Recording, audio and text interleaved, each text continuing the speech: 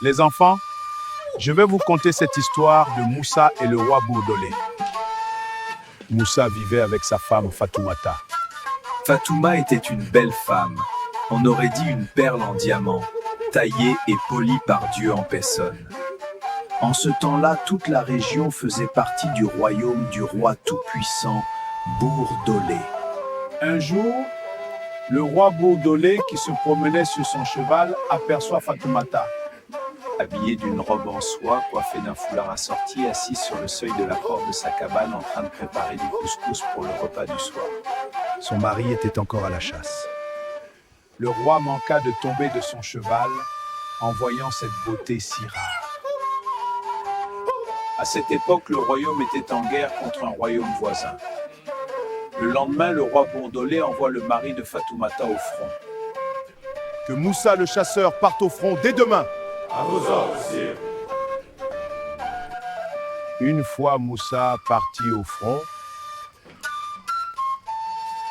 tous les jours qui suivent, le roi passe voir Fatoumata et lui apporte des cadeaux. une nuit, il va voir Fatoumata dans sa cabane et lui dit « Je suis follement amoureux de toi. Je veux que tu sois ma maîtresse. » Sire, vous avez droit de vie et de mort, mais j'aime un seul homme, mon mari. À ces paroles, le roi reste comme pétrifié sur le lit où il était assis. Au bout d'un long moment de silence, il se lève et rentre chez lui. Mais ce que ni le roi, ni Fatoumata ne savaient, c'est que Moussa était revenu.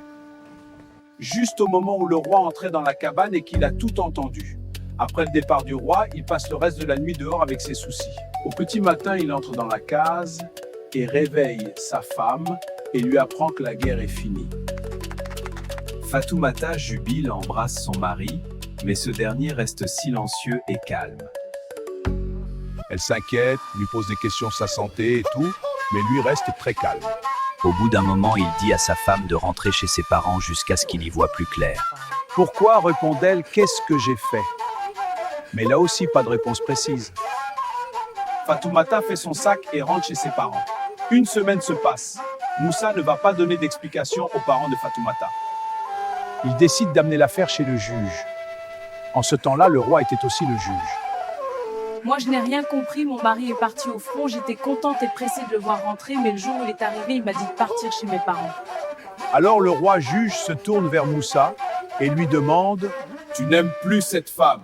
Je l'aime aujourd'hui plus qu'hier. Alors pourquoi lui as-tu dit de partir? C'est parce que j'ai peur. » « Peur de quoi ?» demande le roi et ses notables qui l'entouraient. Une nuit, j'ai vu les traces d'un lion dans ma maison.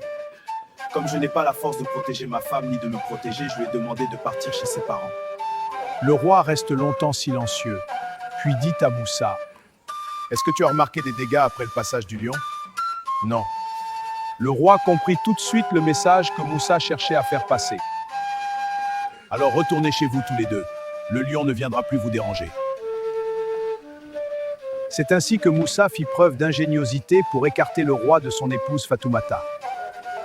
Si cette histoire t'a parlé, reviens demain soir sous l'arbre. Abonne-toi et active la cloche de notification.